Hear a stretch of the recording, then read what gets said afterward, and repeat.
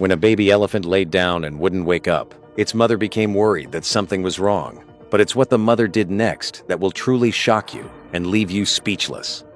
The morning sun cast long shadows across the Samburu National Reserve in Kenya, painting the African landscape in shades of gold and amber. Park rangers were conducting their routine patrol when they noticed something that made their blood run cold. A young elephant calf, no more than 3 months old, lay completely motionless in the tall grass.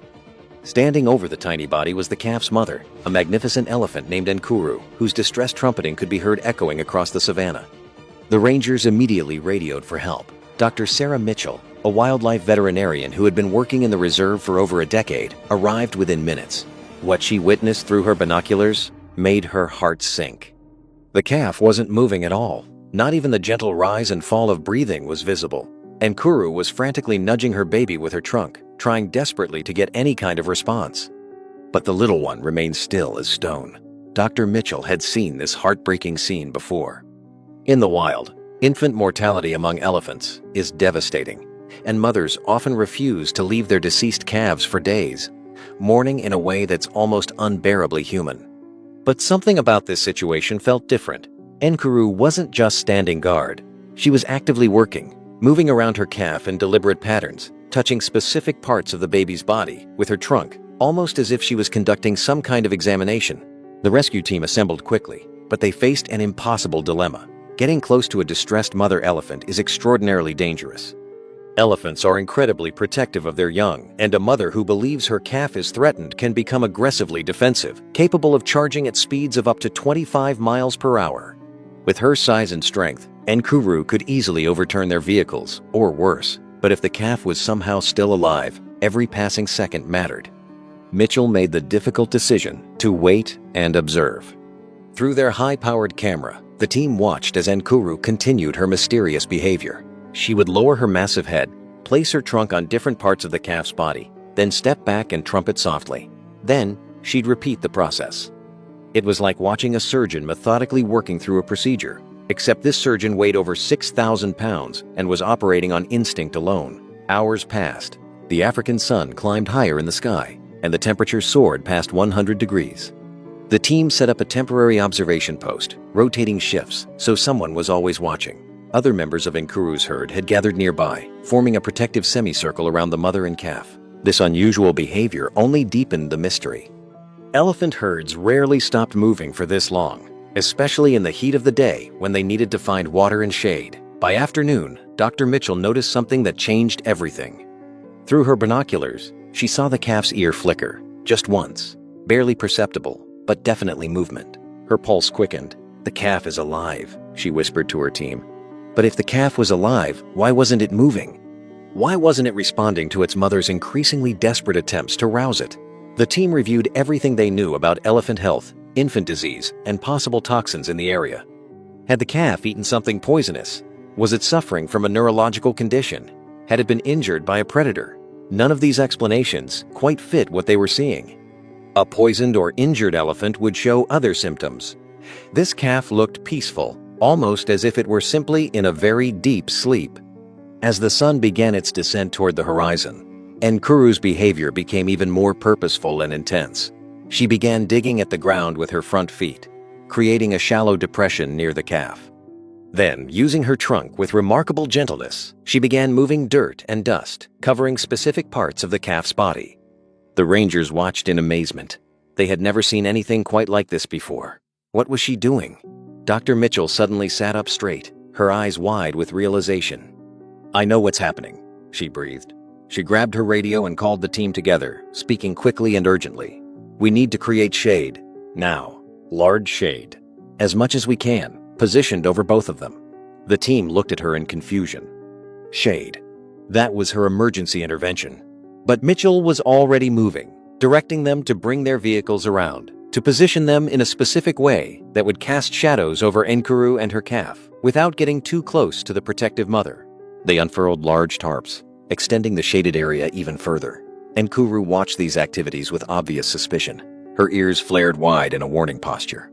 But she didn't charge. It was as if some part of her understood that these strange creatures were trying to help. As the shadows fell across the calf's small body, the team held their collective breath. And then, The miracle they'd been hoping for began to unfold. A few minutes of being in the shade, the calf's ear flickered again. Then, its trunk twitched. Slowly, almost imperceptibly at first, the little elephant began to move, its eyes open. It lifted its head, looking confused and disoriented, as if waking from the deepest sleep imaginable. Enkuru immediately rushed to her baby, trumpeting joyfully, helping the calf to its unsteady feet with her trunk. Dr. Mitchell's eyes filled with tears as she explained to her team what they had just witnessed. The calf hadn't been dying at all. It had been suffering from severe heat exhaustion, bordering on heat stroke.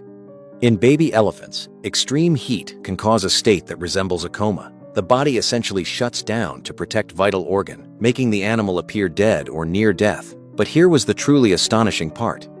Enkuru had known exactly what was wrong with her baby and exactly how to fix it. She had been trying to cool the calf down using the same techniques elephants have employed for millennia. The dirt she was spreading on the calf's body wasn't random. She was targeting the areas where blood vessels run close to the surface, places where cooling the skin would most effectively lower the body's core temperature. She was performing a medical procedure that human doctors would recognize as targeted cooling therapy. When her efforts alone weren't enough, Enkuru had stayed put, keeping her massive body between the calf and the sun, providing as much shade as she could.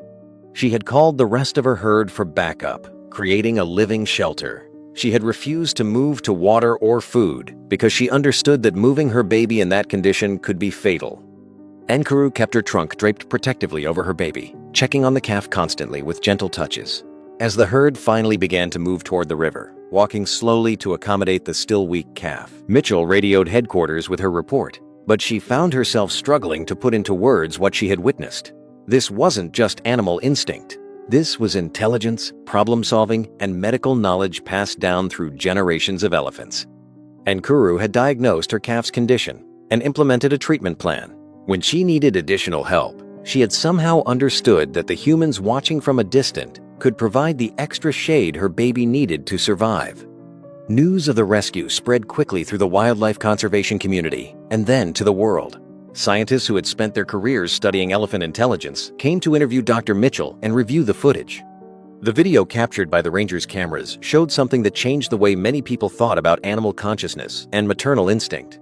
In the weeks that followed, the team continued to monitor Enkuru and her calf, who they had named Shani, meaning marvelous in Swahili. True to her name, Shani thrived, growing stronger each day.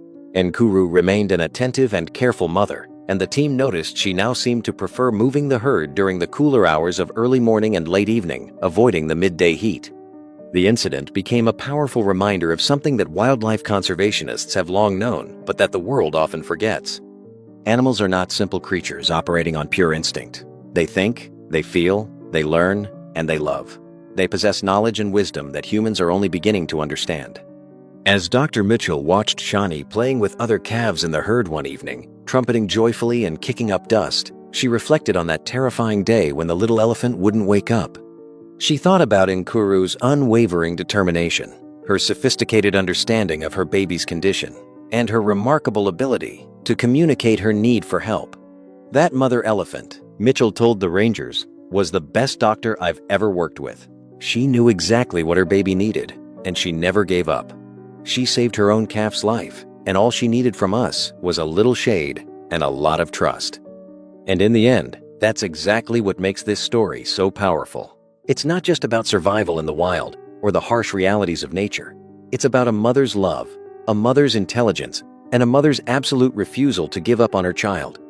It's about the incredible bonds that exist in the animal kingdom, bonds that are every bit as strong and meaningful as our own. When that baby elephant laid down and wouldn't wake up, the world could have lost another precious life.